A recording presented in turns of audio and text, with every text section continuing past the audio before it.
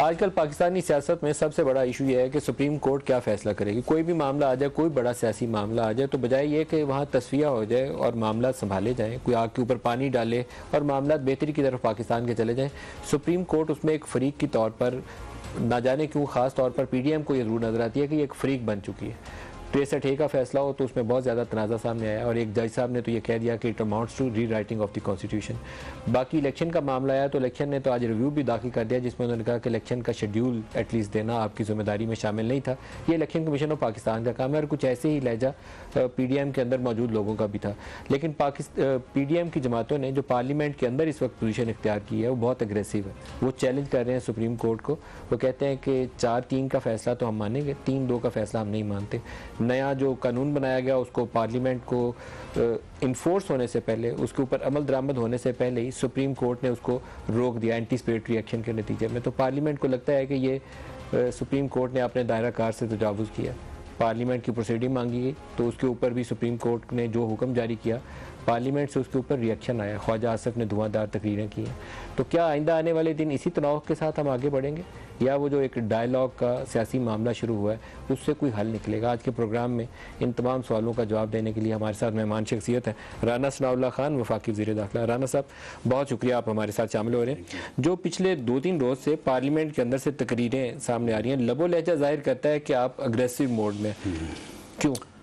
نہیں دیکھیں, اس میں اگریسو موڈ کا یا یہ جو حالات پیدا ہوئے ہیں اس میں بنیادی طور پہ جو ہے وہ معزز جو چیف جسٹس آف پاکستان ہیں, اور ان کے ساتھ اگر 3 نہیں تو 2 صاحبان جو ان کے دائیں بائیں بیٹھے ہیں, ان کا ایک ایسا رویہ کہ ہر وہ فیصلہ جو ہوا ہے وہ اسی میں ایک ہی بینچ ہے.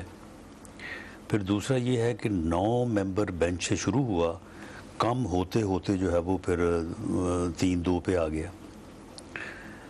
پھر اس کے بعد جو ہے وہ کانسٹیٹیوشن ری رائٹ ہوا 63A کے کیس میں. تو اس میں یہ نہیں کہ یہ پی ڈی ایم کا موقف تھا یا پی ایم ایل این کا موقف تھا, ہر کسی کا موقف ہے. ایون جو ریٹائرڈ چیف جسٹس صاحبان یا ایون جو بارز ہیں, سب کا یہ موقف تھا کہ یہ ری رائٹ آف کانسٹیٹیوشن اور یہ غلط ہوا ہے. اب اس کے بعد ایک ایسی صورتحال کہ جس میں 3 جج صاحبان ایک بات کر رہے ہیں, 4 جج صاحبان جو ہے وہ ان رائٹنگ اپنے فیصلے میں وہ کہہ رہے ہیں کہ یہ غلط ہے. اس کے بعد جو سو موٹو نوٹس ہوا اس کے متعلق ایک بینچ جو ہے وہ فیصلہ کر رہا ہے 2-1 کی اکثریت سے, اور سینئر پیونی جج جو ہے وہ اس بینچ کو ہیڈ کر رہے تھے. انہوں نے کہا کہ یہ سو موٹو جو ہے وہ غلط لیا گیا ہے, اور جب تک اس کے اوپر رولز نہیں بن جاتے اس وقت تک جو ہے وہ آپ جو ہے وہ سو موٹو جو بھی نوٹسز ہیں ان کے اوپر آپ سماعت جو ہے اس کو مؤخر کر دیا جائے. اس کے باوجود پھر جو ہے اس کو ایک سرکولر کے ذریعے سے انتظامی آرڈر کے ذریعے اس سپریم کورٹ کے ایک بینچ کے فیصلے کو جو ہے وہ نگیٹ نل اینڈ وائٹ کیا جاتا ہے. اس کے بعد پھر دوسرے دن خیال آتا ہے کہ وہ یہ تو غلط ہو گیا, پھر 6 جج جو ہے وہ بٹھائے جاتے ہیں. اب اسی طرح سے ایک سینئر جج جو کہ چیف جسٹس بھی رہے ہیں لاہور ہائی کورٹ کے, منصور علی خان صاحب, اور اطہر بن اللہ جو کہ چیف جسٹس رہے ہیں اسلام آباد ہائی کورٹ کے, وہ کہتے ہیں کہ پولیٹیشین ان روپ, یعنی جج کے روپ میں یہ سیاستدان ہے. دونوں نے بڑے سخت الفاظ کا چناؤ کیا, ایک نے کہا امپیریل کورٹ, ہاں, اور دوسرے نے کہا اس میں انہوں نے کہا کہ ون مین شو, اور اس میں کہا کہ یہ ایک یعنی ایسی یعنی آمریت ہے کہ کسی کی جو ہے وہ بات سنی. سر یہ تو تفصیلات کی بات ہوگی, لیکن آپ کے پاس نہیں, دیکھیں بات یہ ہے کہ پارلیمنٹ جو ہے, پارلیمنٹ میں بیٹھے لوگ جو ہیں وہ بھی تو ان چیزوں سے پھر متاثر ہوتے ہیں نا.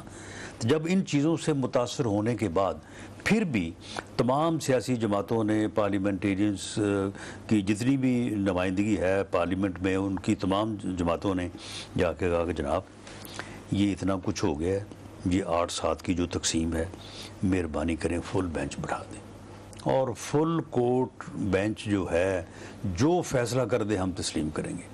دوسری طرف جو پٹیشنر ہے پی ٹی آئی, انہوں نے کہا کہ جی بٹھا دیں, ہمیں کوئی اعتراض نہیں ہے. اس کے باوجود یہ ضد، یہ یعنی اس طرح کا یعنی رویہ جو ہے رانا صاحب جو وہ تاثر پھر یہ اس ہے بات کو دعوت کہ دیتا آپ ہے جب فل کورٹ کہ اگریشن ہو.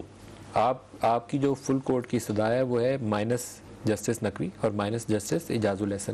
تو اس میں اگر موجودہ کمپوزیشن کو ہم سامنے رکھیں تو وہ 8-7 کی جو تقسیم ہے نا، یہ 8-7 سے ایک دم سے 6-7 ہو جائے گی، 7-6 ہو تو جائے گی. اگر پھر سپریم کورٹ کی یہ حالت سامنے آ جائے کہ ہر آدمی جو ہے یہ اس تقسیم کو 8-7 یہ 2 نکل جائیں گی، تو یہ آپ بھی یہی دیکھ رہے ہیں. یہ جو ہے وہ اکثریت میں ہوگا، ادھر سے ایک نکلے گا تو وہ اکثریت میں ہوگے. جب یہ صورتحال ہو تو پھر وہ تقدس، وہ عزت جو سپریم کورٹ کا خاصہ ہے اور جو ہونا چاہیے، وہ پھر آپ کلیم نہیں کر سکتے. سر لیکن یہ جو آپ کا اگریسو پوسچرنگ ہے، اس کا کچھ نقصان بھی ہو سکتا ہے. ایک پوری سپریم کورٹ کا وجود جو ہے وہ خطرے میں ہے اس وقت. پارلیمنٹ کا وجود بھی خطرے میں ہے. پارلیمنٹ کا وجود بھی خطرے میں بھی خطرے میں ہے. تو اب اگر سپریم کورٹ جو ہے وہ اس وقت کیبنٹ کو بلا کے، کیونکہ مصطفیٰ اپیکس کیس جو ہے اس میں اب وزیر اعظم گورنمنٹ نہیں ہے، گورنمنٹ جو ہے وہ اب وزیر اعظم پلس کیبنٹ ہے. یہ خود انہوں نے ہی جو ہے یہ فیصلہ کیا ہوا ہے. اگر وہ کیبنٹ کو بلا کے اس کو کنٹیمپٹ نوٹس دیتے ہیں تو پھر پارلیمنٹ جو ہے وہ یا تو پھر پارلیمنٹ جو ہے وہ رسوا ہوگی، تو یا پھر اس کو رسوا کرنے والے رسوا ہوں گے. تو سر اس کا مطلب ہے کہ دونوں میں سے ایک بچے گا. معاملہ یہ اس نہج پہ پہنچ گیا ہے. تو کیا ہی اچھا ہوتا کہ اس یعنی جو ہے وہ نہج پہ معاملے کو آنے سے پہلے، یا اب آ بھی چکا ہے، تو کیا فل کورٹ بیٹھ کے اجتماعی دانش کو اگر آواز دی جائے تو اس میں آپ مجھے بتائیں مذائقہ کیا ہے، اس میں نقصان کیا ہے؟ رانا صاحب پھر یہ بات طے ہے کہ یہ لڑائی اگر اسی طرح چلی تو پھر دونوں میں سے کوئی ایک بچے گا، یا پارلیمان یا سپریم کورٹ. دیکھیں جی، اس میں اب government, parliament, P M L N, اب ہمارے لیے پیچھے ہٹنے کا کوئی راستہ نہیں ہے. اور اگر لڑائی برقرار رہتی ہے تو برقرار رہتی ہے، اس میں پھر ٹھیک ہے. اگر نقصان ہوتا ہے تو یہ پھر اللہ کی مرضی ہے. اب ہم اس سے پیچھے نہیں ہٹ سکتے. اللہ کی مرضی سے کیا مراد ہے؟ پھر یا پارلیمنٹ جائے گی تو یا پھر سپریم کورٹ جائے گی، دونوں میں سے کوئی اور آپشن نہیں. لیکن یہ پہل جو ہے یہ سپریم کورٹ کی طرف سے ہو. جائے گا کون؟ یہ پھر کوئی بھی جا سکتا ہے.